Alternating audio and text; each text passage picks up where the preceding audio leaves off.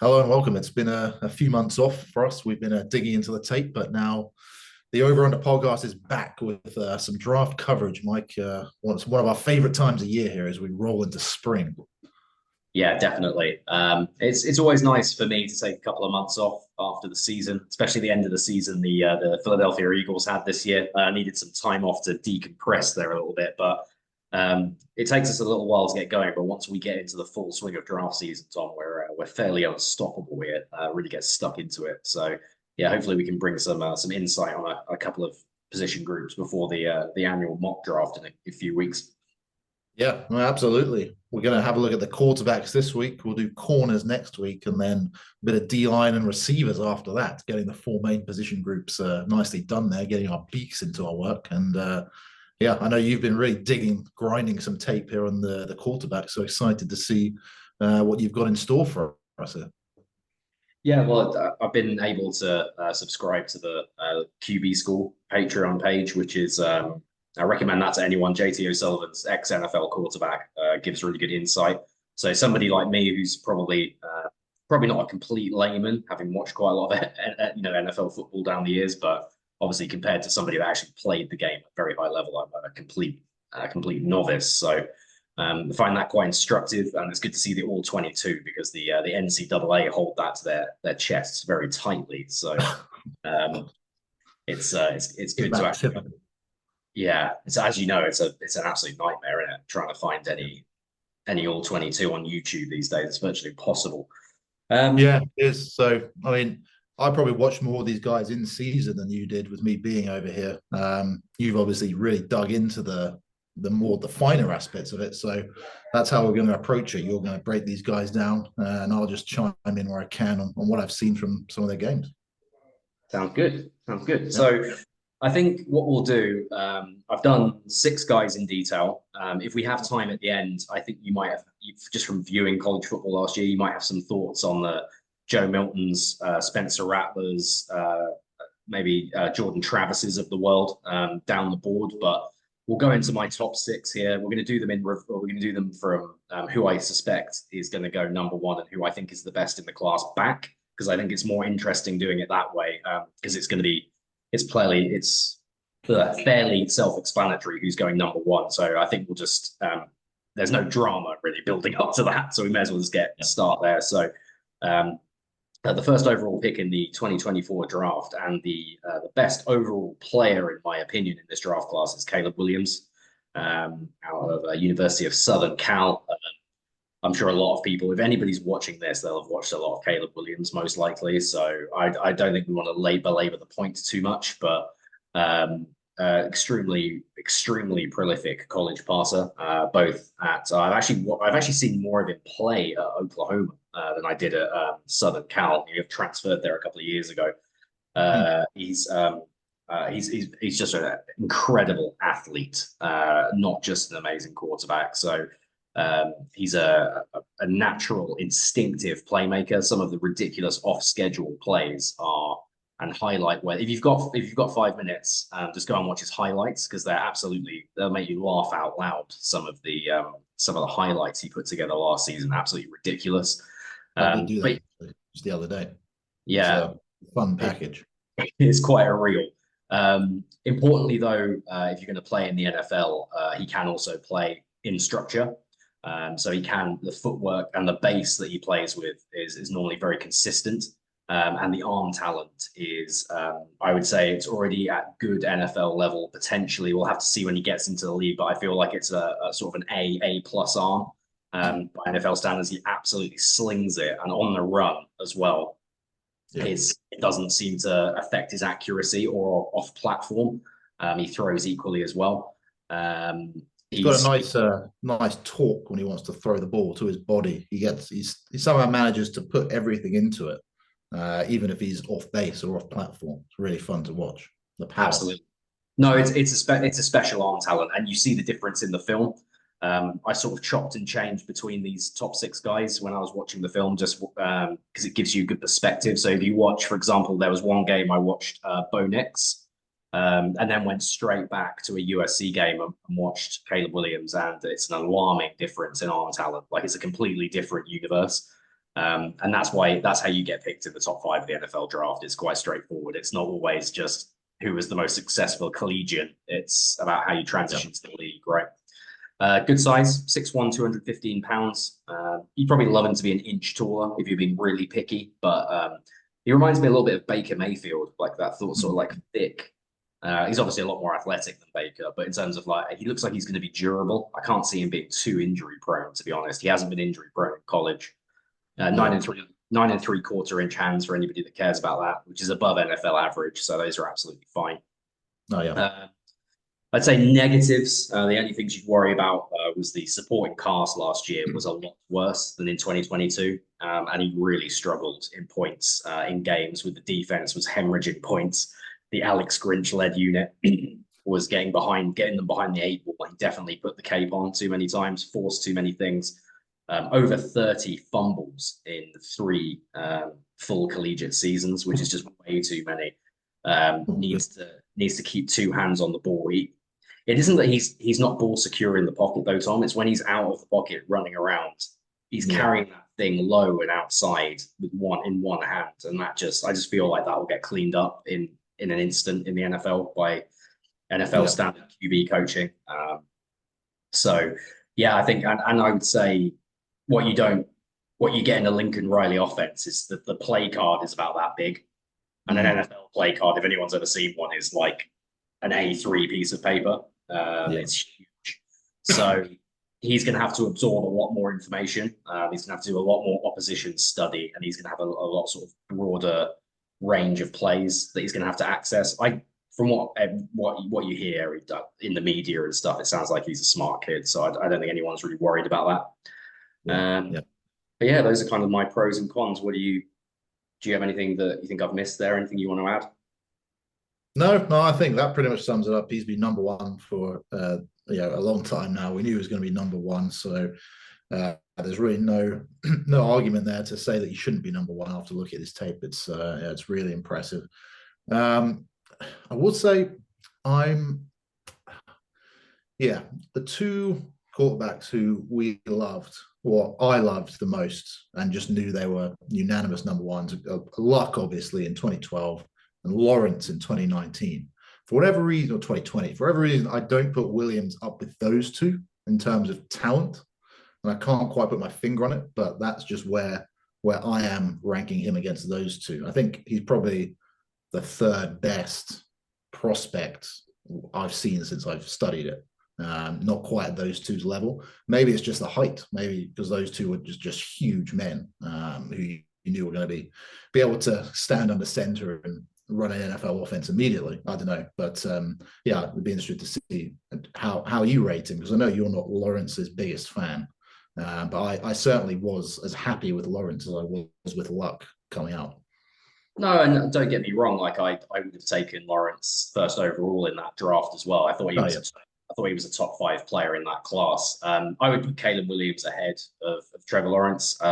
Trevor Lawrence, the collegiate scheme he played in was even less transferable than Caleb Williams is one. The amount of, if you just watch the All-22, the amount of reads he made across the middle and throws across the middle of the field, it was all outside the numbers, which, we've seen like Jalen Hurts has had a successful NFL career throwing 95% outside the numbers, but the Jags have tried to get Lawrence to do a little bit more over the middle, and he's got himself into trouble, and they've just gone back to throwing it outside the numbers again. So I think the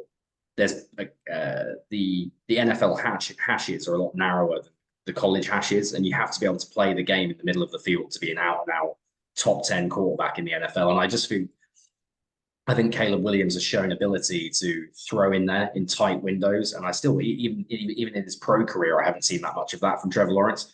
So this is a fun exercise, because I was going to ask you this same question. So I'd have him as this Andrew Luck is just another planet. He was playing in a pro style system in college and executing it at a higher level than Caleb Williams is now. It's just ridiculous. But yeah, below him, I would say Caleb for me is the best that I've evaluated. But then again, I've absolutely whiffed on Josh Allen, and I wasn't as low as some on Justin Herbert. I thought he was a top 10 pick, but I wouldn't have been. I definitely thought he needed a red shirt, and he came in and was one of the best quarterbacks in the league almost immediately. So it goes to show how difficult this exercise is. Yeah, good stuff. Yeah, and we'll get on to 2 and 3 now. Yeah, But history shows us not all these guys are going to pan out, and often far from the it. rankings are a bit farcical from some people. So who knows? Far from it. And if we won't do this today, but because we haven't got time, but like there could be something freakish happen where like Spencer Rattler becomes the best quarterback in this class because he's got incredible natural arm talent. He's just all over the place. But if you put him in a Shanahan style system, would he be more effective than Brock Purdy? He's got a lot more. He's got a lot more arm talent than Brock Purdy. So its landing spot's going to be huge for these guys. So speaking of landing spots, Herbert and Josh Allen, that brings me to my number 2, who is kind of like a 2A, because I found it very difficult to separate these guys. So 2 for me is Drake May from North Carolina. Number 3 for me is Jaden Daniels from LSU. So we'll start, and the way that I've done these tiers, I have top 10, surefire top 10 picks in my mind are Caleb Williams and Drake May. And then a first round pick I'd be willing to spend on Jaden Daniels. We'll start with Drake May. Prototypical NFL size, 6'4", 230 pounds. He did not run a 40 time, but you could put him. I wouldn't be surprised if he's at least sort of Carson Wentz speed at 4.7, maybe even a little bit more athletic than that. He's a very good athlete. He has like a 70-yard run on his 2022 film. So he's a very athletic kid. Exactly what you'd want, plus arm talent, very, very good arm. Not probably as special an arm as Caleb Williams, but it's more than strong enough. Probably the second, yes, I'd say the second strongest arm in the class, although Penix might be pushing him close for that. He's got slightly small hands, 9 1/8, 9 inches 1/8, if that interests anybody. So he's under the NFL average there, despite being a bigger guy. We'll do positives first. So he has got the most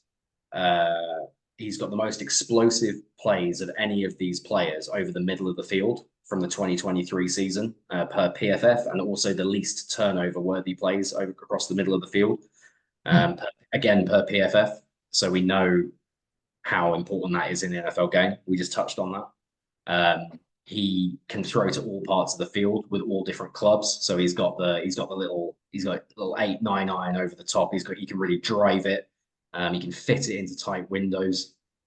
He can throw in weather. I saw him play. I literally just watched him play a wet weather game against Pittsburgh today, and in very wet conditions. And he threw a left-handed pass in that game.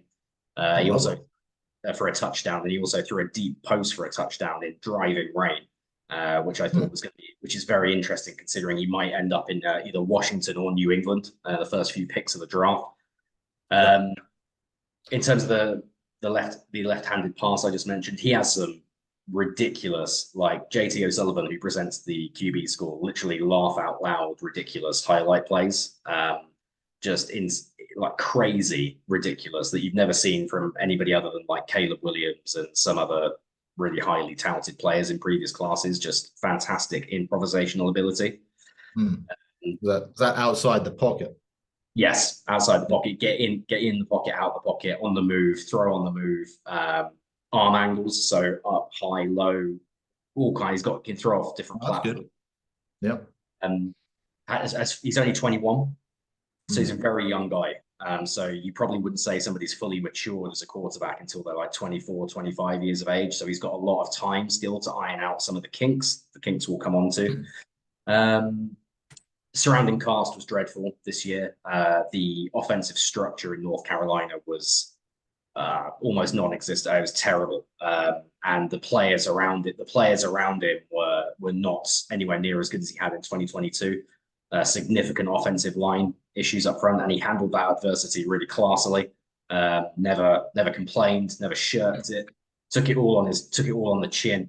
As you can tell, I really love this prospect, and I think he reminds me a lot of Herbert, less of Allen because he's not as aggressive, big, and effective as a runner, or the arm talent isn't the same. But I'd say Justin Herbert is a sort of a fair NFL comp. Those are all the positives. Do you have anything you want to put on there?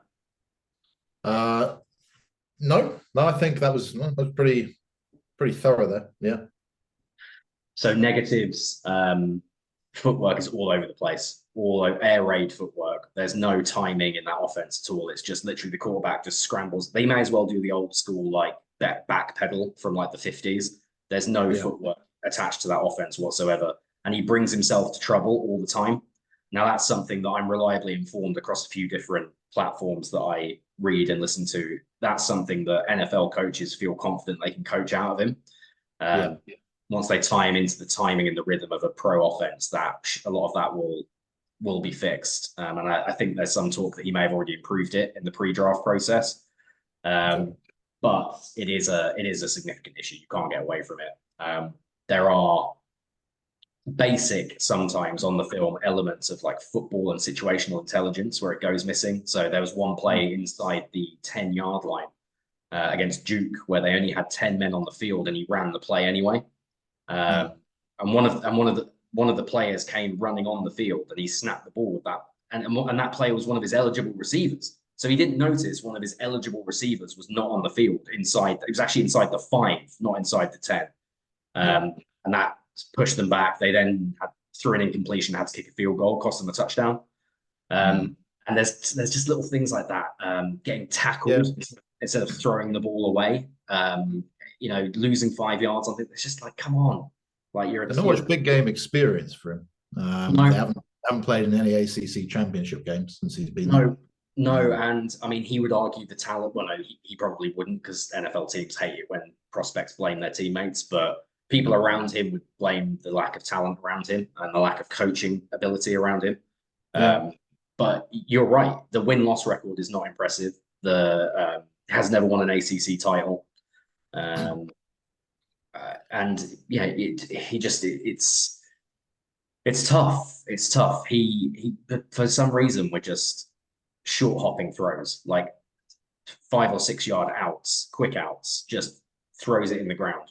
Hooks Yeah. in zone hooks, just throwing it in the ground at people's feet. And a lot of that could be attached to the footwork and the base that he plays with, which is, as I said before, is all over the show. So, and just some alarming, yeah, as I said, alarming situational plays. But the Yeah. splashes, and you do get a lot of that. You get absolute craziness and frustrating plays, and then he'll throw a 60-yard post in the rain the next play, and you're like, well, fuck me, JJ McCarthy is not. He's not got one throw on his film like that. So Yeah.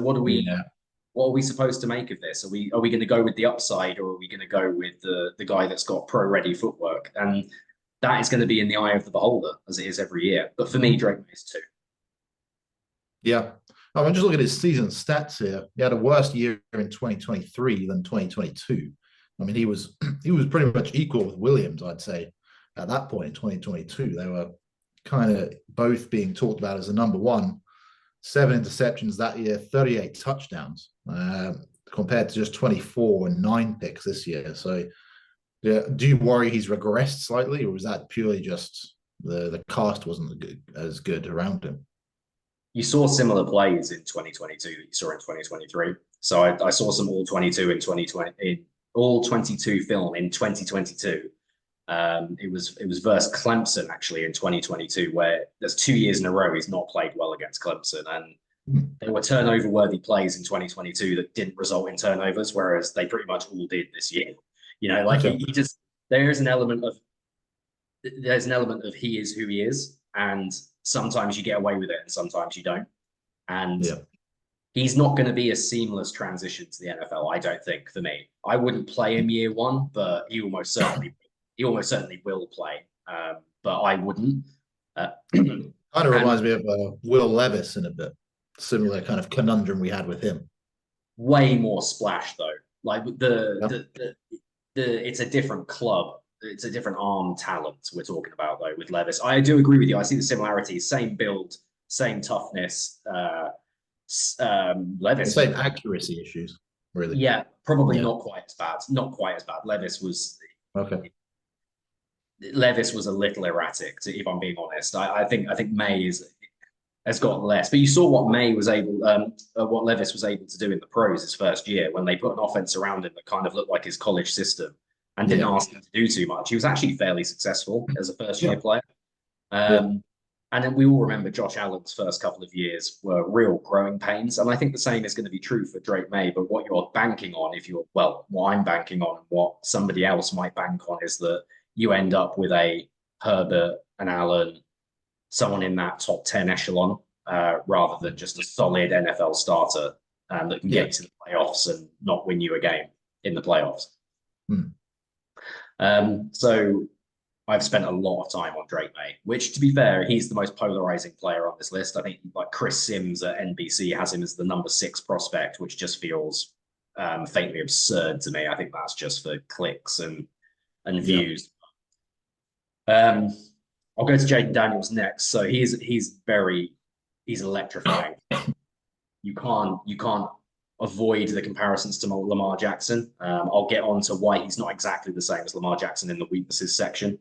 But he ran a college spread offense as efficiently as I think I've probably seen anyone ever run it, outside of Joe Burrow maybe. And it's a very similar offense that Joe Burrow ran, except they've just got the added element of Daniels being able to take off and run with it. So it's a lot of shock, which is a little hook, an inside fade, and then a little stick route.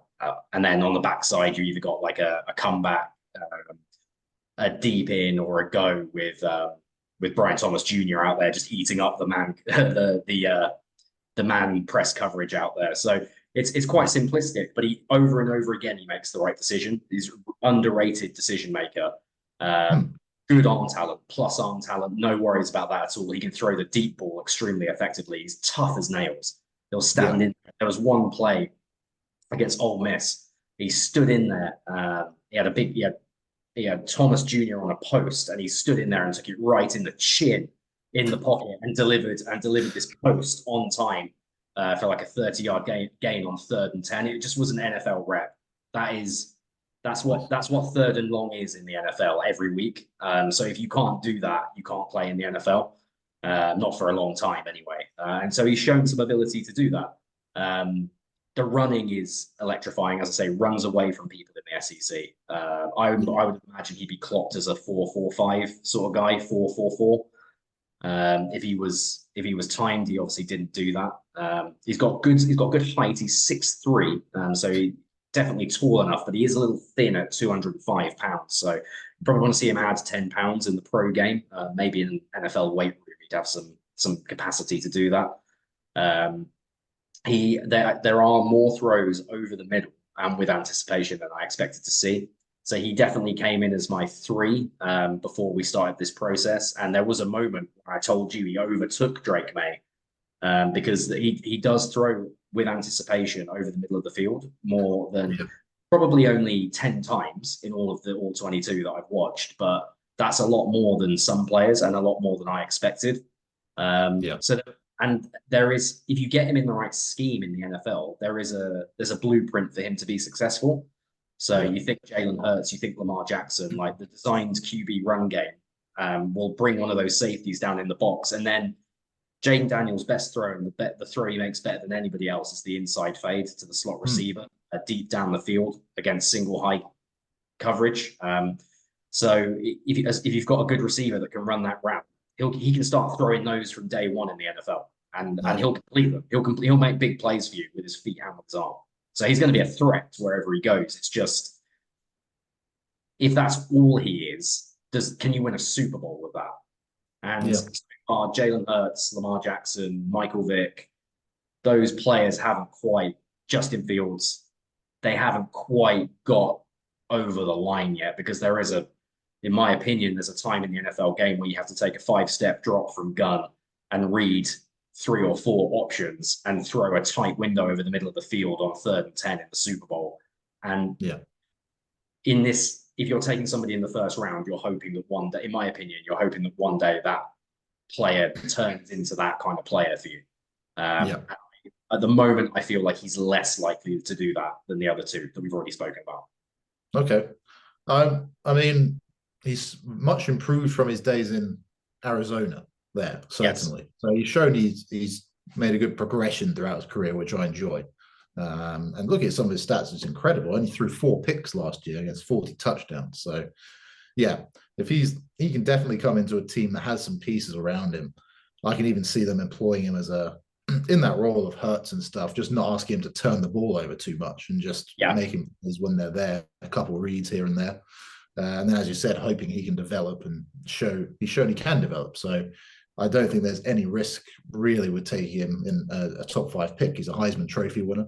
And, you can argue he's a deserved winner as well with his stat Well, line. and when the Ravens trade, I mean, all of those teams that passed on Lamar Jackson now in the first round, I think it was of 2018 or 2019, they must all feel a bit stupid now because you would obviously now take Lamar Jackson #1 overall. Now Yeah. now you've seen the Ravens and the Eagles have shown you a blueprint of what these players can be now in the modern NFL. So you would definitely take that as a base, and that's probably why we haven't talked a lot about landing spots because I'm conscious we've taken a lot of time talking about the players, but most likely it seems that he's going to go to the Commanders. Cliff Kingsbury is going to love him. He's played Yeah. in a spread system in college that uses the quarterback run game. A lot of the same stuff he did with Kyler Murray in Arizona. He's going to be able to do Jaden Daniels, and Daniels. He doesn't make a lot of turnover worthy throws in his Yeah. all plays in what he does. We haven't talked about the weaknesses. One thing he does do is he takes an alarming amount of sacks. He doesn't throw a lot of interceptions and he doesn't turn the ball over a lot, but as soon as the pressure comes, his eyes go down and he just runs. And he ran it, his scramble rate. I've written it down, but by the time I find it, we'll have run out of time here. But it's something like 19%. Of pass plays end up in a scramble, it's one of the highest ever recorded in recent since that stat's been charted, and it's just too much. You can't run that much in the NFL. And again, against Ole Miss, he took off on a run and got absolutely tattooed. He does not. If anyone hasn't seen it, Jaden Daniels versus Ole Miss hit. It's pretty funny. Luckily, he was all right, but he got absolutely destroyed. Fumbled the football, turned it over. Madness. Yeah.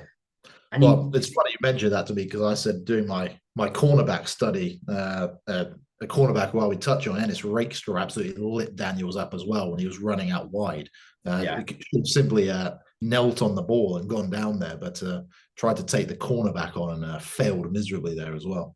Yeah, no, and he doesn't protect himself, and he's going to have to because as I said, he's not a big guy, so he is going to have to, and he's also going to have to learn to keep those eyes up, stay in the pocket, and deliver the ball to a check down. You can't just run on all of these players. And it's something that Jalen Hurts developed over a couple of seasons. So we know it can be done. It just takes time.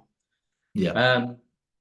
I think he's a very good player. He's going to go 2 overall. May, I think, is going to go 3, which is not the way I'd have them, but I think it's a better fit for him in New England, actually, May, if I'm honest. So that'll probably work out. And then the real interest seems to come at #4. There seems to be a lot of speculation that somebody would trade up for JJ McCarthy. I was just thinking, should we do McCarthy now and finish it, and then we can touch on the rest next week or a different time? Yeah, because this is taking time, and I want to get into McCarthy properly because he's probably, along with Drake May, he's the most polarizing of all of these players. So McCarthy is prototypical NFL size, positive first, always positive first. What he can do. So he's 6'2", 6'2.5", 220 pounds he weighed in at the combine, which is very encouraging. I would have thought that by looking at it. Well, from what I've heard, he just by for the first time in his life doing dedicated weight training, he put on 15 pounds. So that's really good. That's a really good sign for his development. He's only 21 years of age. So like Drake May, he's got a lot of time to physically and mentally develop. So you buy that as a positive for him. He's got decent size hands. I think he's at 9 3/4, so he's above the NFL average size hands. So you wouldn't worry about him too much going to a cold or wet environment. A lot was made with that, and I made fun of that hand size stat. But you saw Kenny Pickett really struggle in Pittsburgh. He had historically small hands, so I think it can potentially be an issue depending on where you play. He has got NFL ready footwork and base. The drops. It's an NFL style offense, even though it was out of gun more than I think Jim Harbaugh was going to run with the Chargers, and he ran with the 49ers. It was in gun more, but it was three step, 5-step from gun, tied, and the route concepts were tied to that. And his base at the back of those drops was very consistent. If he had a a go ball to his left, he'd drop back and line up to his left, beautifully set. You take a photo and shoulders level. You take a photo of him in that stance in the pocket, and it's pretty much how you want it to look. And that is 100% NFL teams have fallen in love with that. There can be no doubt that's where a lot of this hype is coming from. Manage the game, a prolific winner, does not make many mistakes in a game. He does make some mistakes that didn't get punished last year. I will say that, but he's not flawless, but he really does protect the football well. And as I say, I think he's lost 2 games since high school. Since he started as a junior in high school, he's only lost 2 games in his entire life or something. It's either 2 or 3. Wow. So he's a prolific winner. The NFL loves that statistic as well. I don't know how duplicable that is in the league, but the NFL love it. Okay. And they don't ask him to throw a lot. He threw it 10 times in the national championship game. We're doing positives first, though. He does, in those 10 attempts, they're all in 3rd and long. They're 3rd and JJ. We busted 2 runs here, JJ. Come and bail us out. You know, the crowd's up in the shoe. If OSU get the ball back here, we could be in trouble. Keep the ball, and we'll run some more clock down. And he'll make those plays, and he did make those plays. He threw one phenomenal pro-style pass against OSU this year, where the defender's back was to him, so he knew he could throw it, and he just flighted it over the shoulder of the defender into his receiver's hands. It was an unbelievable throw. So he can do it. You can physically see him do it. He's got I'd say he's got B+ NFL arm talent, like more than acceptable, much more than like Brock Purdy, some of the lower, like some of the middle tier starters, Kirk Cousins, like I would say what I would call like mid-tier NFL starters, middle upper. He's got better arm strength than some of those guys in my view. So don't worry about the arm strength. Great record against OSU, beat them twice, which is always nice. Beat your rival. Obviously, I'm not a fan of that. I'm not a fan of that, but you know, if you're evaluating the player, it's a good sign, I think. What do you think, Tom? Yeah, I mean, obviously, as this process has gone on, people have risen him up the boards a lot. I think before the year began, he certainly wasn't looked at as a 1st-round prospect, I don't think, by anyone. Certainly would have been below Penix and Nix in the rankings of everyone. So it's interesting. Worries me a bit, but at the same time, now that everyone's had a look at him, the offense is so restricting. I understand it from this perspective. Usually I'm more like an eye test. Okay, he was this player, but why suddenly is he shooting up the boards? You know, you've seen him play 2 seasons. But the offense was so restricting. I do agree. He is someone you have to peel back the onion a little bit and analyze in that regard. So, yeah, I certainly don't disagree with him being the 4th quarterback in the draft because of the potential. He's only had 2 seasons starting. For me, that's a little bit of a red flag, but I like that stat. I just like guys who've had over 1,000 throws in college and come in and they generally seem to acclimatize a little better. But you know, it's not 1 year starting; it's 2 years, which is definitely better than some yahoos we've seen taken in the 1st round who just come off the great season they had. Trey Lance. Yeah. So yeah, I agree. It's a good point. I'm very interested to see where he goes. But do you have a top 10 prospect or no? So he for me, he grades out as a fringe 1st/2nd prospect with Michael Penix. He's in that 3rd tier for me. So that's where I would have him. The negatives, as you said, the big one with JJ McCarthy, the thing that people are getting in a tizzy about, is it that he can't do it or that you don't want him to do it? Yeah. The latter, people are arguing the latter, I think, in the NFL. A lot of personnel people are saying they didn't ask him to do it, but he can do it. They just kicked the shit out of Washington in the national championship game, and they only needed him to throw it 10 times. Yeah. But then you put the tape on and you watch him play against Bowling Green in the big house early in the season. Yeah. It wasn't this, man. it wasn't good. He threw 3 interceptions against Bowling Green. Yeah. On these big boy throws, they were letting him throw it. And it seems like they got spooked. They let him throw it at the start of the Rose Bowl as well against Alabama. And then he made a couple of, like, first play of the game in the Rose Bowl was a turnover worthy play. He was lucky it wasn't intercepted. And Yeah. I just feel like Harbaugh just said, you know what? He's not ready yet. Maybe with another Mm. season at Michigan, we could really open it up and let him do it. But we're just going to Yeah. put this away. He's not ready. And we're going to just kick the shit out of them with our running game, which they did every week because they were the best team in college football. Yeah. But Now, that's an interesting point because you can apply that same logic to another quarterback we'll discuss next week in Bo Nix. Is it because he can't make the throws, or was the offense just stifling him? yeah, Bo yeah, Nix has 5 years of experience as a college starter. McCarthy has 2. yeah. So it's funny how much separation people are giving McCarthy. I do Yeah, think that's I think so. I think on the tape, purely on the tape, you can't grade him yeah, above a second pick. But yeah, if you're moving people up the board aggressively, if you're talking about taking players in the top 5 that don't deserve to be taken in the top 5, like I'd rather take if you put a gun to my head and you had to take a quarterback at number 4, Penix or McCarthy, my heart wants to take Michael Penix, and I'll talk about him tomorrow whenever we do the next episode. I love Michael Penix, but my head says JJ McCarthy because he's younger and he hasn't had 4 season-ending injuries. yeah, But that doesn't mean I like the player like Michael Penix. yeah, That's where this starts to get really complicated. yeah. This whole exercise, but we're under a minute now, so we better sign off. No, that But was good. Well, we did the big 4. We got through that at least. So yeah, yeah, we talk about I the think misfits, so to speak, next week. The yeah. others.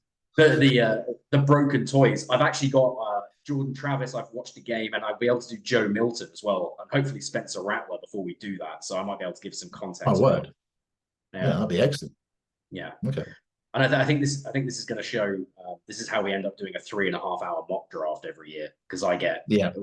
we both go head off on tangents. That was good. I enjoyed it.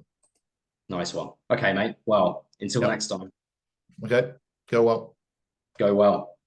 Sayonara.